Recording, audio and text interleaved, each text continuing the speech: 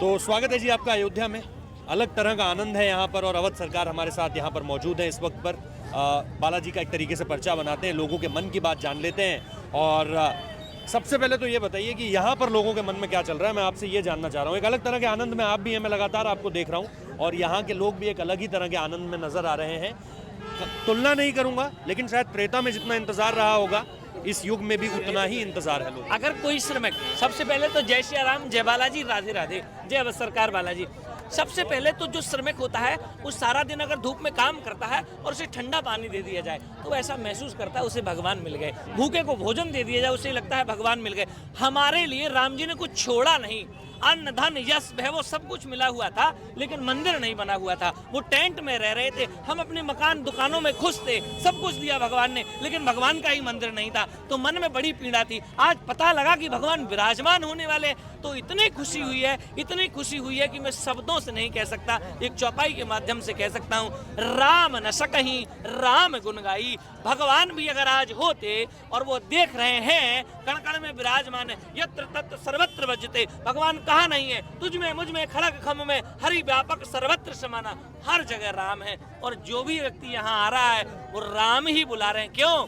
इरादे रोज बनते हैं और रोज टूट जाते हैं, इरादे रोज बनते रोज टूट जाते हैं। अयोध्या वही आते हैं जिन्हें राम जी बुलाते हैं, अयोध्या वही आते हैं जिन्हें राम जी बुलाते हैं। ये तो हमने सुना है कि नंद घर आनंद भयो, हाँ। जय कन्हैया लाल की। यहाँ के लिए क्या बताएंगे आप? यहाँ किस तरह का आनंद है? यहाँ चारों भैया प्रकट भय आज, अवध में लड़ुआ बटे। चारों भैया प्रकट भय आज, अवध में लड़ुआ बटे। लड़ुआ बटे हरी पूरी बटे, लड़ुआ बटे हरी हलुआ बटे। चारों भैया प्रकट भैया, अवध में लड़ुआ बटे।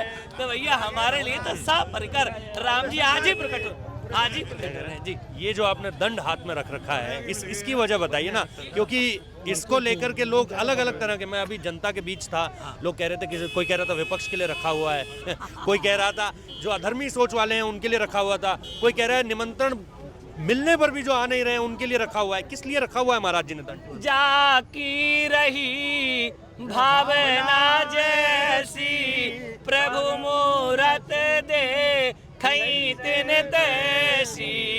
तो जिस लोगों ने जिस भाव से देखा है, मैं उस भाव में उनको स्वीकार करता हूँ। अगर भूतों ने देखा हो कि भूत पिशाच निकट नहीं आवे, महावीर जब नाम सुनावे। ये तो आप एक मैसेज दे रहे हैं, तो ये भूत पिशाच निकट नहीं हाँ, ये उनके लिए है। रात में भूत मिलते थे, अब कुछ दिन में भी मिलने लगे हैं, तो इसलिए दिन में भी गदाई हनुमान जी का रहता है। वैसे तो धर्म ध्वज है, लेकिन जो राम का नहीं वो किसी काम का नहीं, जो राम का नहीं वो किसी काम का नहीं। जय जय श्री राम। एक मथुरा काशी को लेकर के भी, क्योंकि आप बिल्कुल उसी भूमि से अभी ये चूंकि हम तो बहुत पहले बना लेते, मंदिर भी बहुत पहले बनाते थे, लेकिन देरी हो गई। ये संविधान की देरी हो गई। ये जो संविधान से देश चलता है ना, ये डेमोक्रेसी जो है ना, ये जो सबको बोलने की आजादी, सबको करने की आजादी जो मिल गई है ना, इस संविधान के द्वारा हम रुके हुए। हम भी कहते हैं कोई बात नहीं, संविधान से हम इतने 500 सालों से प्रतीक्षा की, आज हमारा राम मंदिर बन करके तैयार है। आपको ये बता दूं मैं, हम लोग लड़ाई लड़ रहे हैं मथुरा जन्मभूमि की। हमारे जन्मभूमि में है दिनेश शर्मा जी हैं, उसमें हम संगठन मंत्री भी हैं। तो हमने पिटीशन दायर की, सरकार ने एक्सेप्ट कर ली और उसकी एएसआई गठित भी हो गई, जांच भी होने वाली है। तो जैसे हमने अयोध्या में मंदिर बनाया, ऐसे ही वो मस्जिद हटेगी और वहाँ भी मंदिर बनेगा। और जिनको तकलीफ है, वैसे तो हमारे मुस्लिम भाइयों को तकलीफ नहीं है, क्योंकि वो कहते हैं हिंदू मुस्लिम भाई भाई, तो हम तो बिल्कुल भाई हैं। एक काम करो, मस्जिद हटाओ, अवध सरकार बालाजी के भक्तों के द्वारा 11 एकड़ जमीन आप ले लो, मर्जी आए जहाँ ले लो, और अपनी मस्जिद वहाँ बना लो। जय गिरिराज जी। महाराज जी, लेकिन ये जो विपत्ति है, आपत्ति है कि भाई शाही मस्जिद मथुरा में, यहाँ पर बाबरी थी, उधर ज्ञानवापी तो परिसर है, शंकर भगवान का है, लेकिन ज्ञानवापी तथाकथित लोग मस्जिद कहते हैं उसे पूरी तरीके से।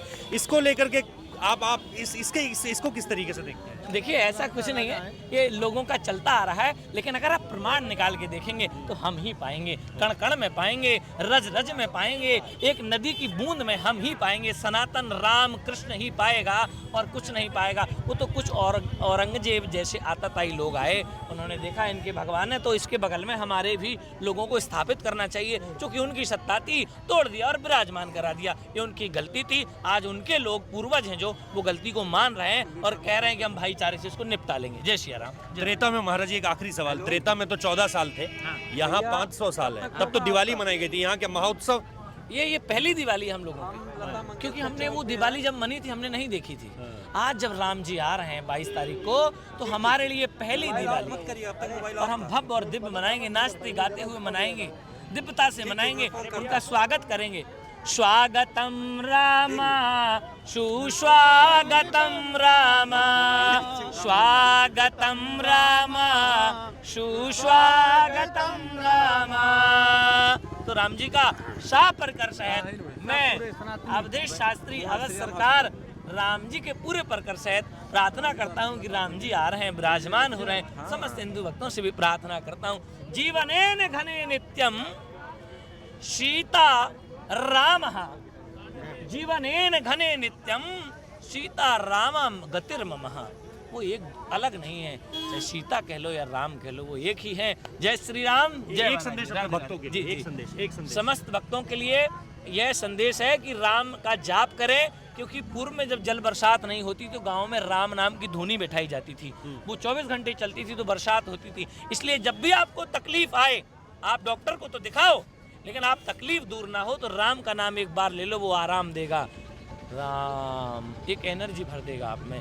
तो युवा पढ़े लिखे इंजीनियर IAS PS वकील बने, पढ़े लिखे IAS PS वकील बने, कारोबार करें, व्यापार करें, धन संचय करें, घर बनाए, मकान बनाए, दुकान बनाए, कुछ भी करें, लेकिन धर्म को साथ रखें। चंदन और ये शिखा हर एक हिंदू के उसमें रहनी चाहिए।